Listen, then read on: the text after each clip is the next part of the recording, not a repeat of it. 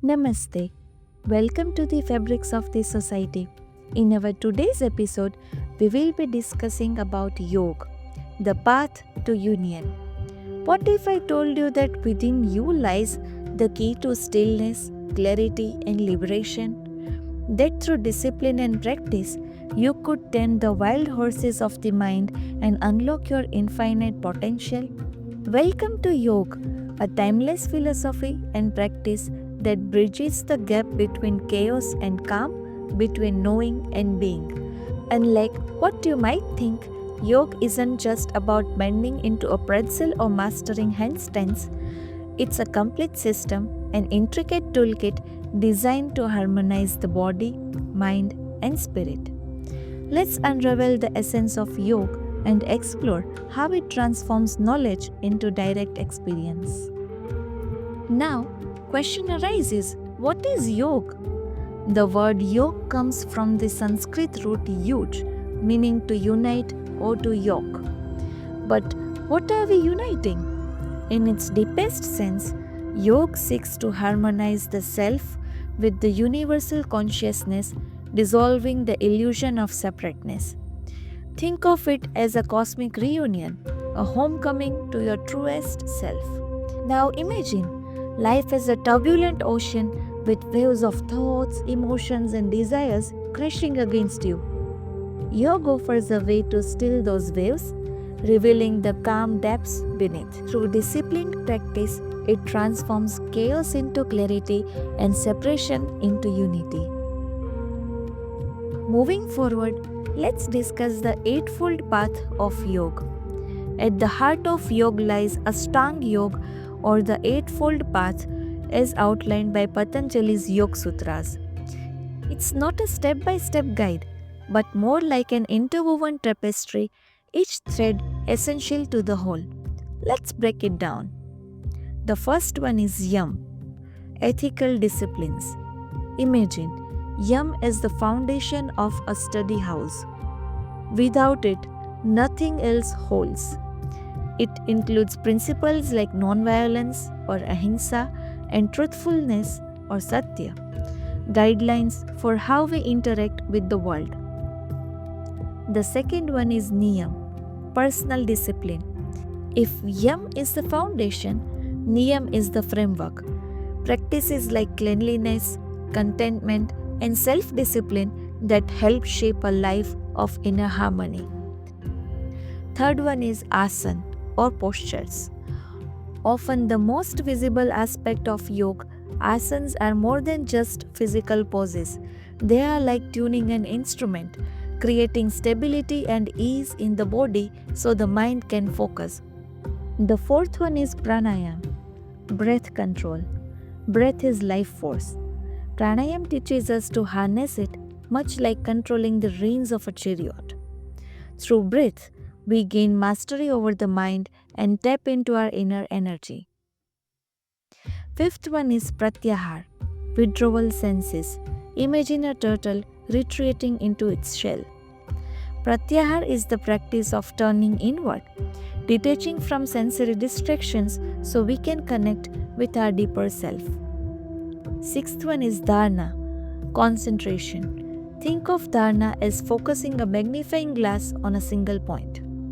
It's the art of steadying the mind on one thought or object, preparing it for meditation. Seventh one is meditation or dhyan. This is where the magic happens. Dhyan is uninterrupted meditation, a state where the mind becomes still like a calm lake reflecting the sky.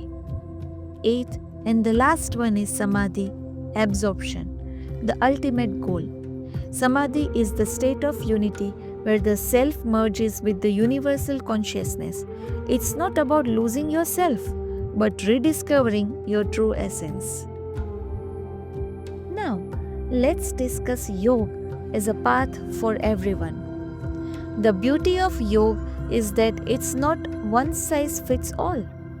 Whether you are a thinker, a doer, or a feeler, yoga has a path for you. For example, Jnana Yoga. For the seekers of knowledge, it's the path of wisdom and inquiry. Karma Yoga. For the selfless doers, it's the path of action and service. Bhakti Yoga. For the lovers of devotion, it's the path of surrender and love. Raj Yoga. For the disciplined, it's the royal path of meditation and self-mastery. It's like a menu. Pick the dish that nourishes your soul. Now, let's see how the concept of God is explained in Yoga. In Yoga, Īśvara isn't a traditional creator or ruler in heavens. Instead, it's a unique concept, a special kind of Purush or pure consciousness that's untouched by karma, birth, or the chaos of life. Think of Īśvara as a steady, unchanging guiding light, offering directions without controlling or creating the universe. Connecting with Īśvara often involves Īśvara Pranidhan or surrender.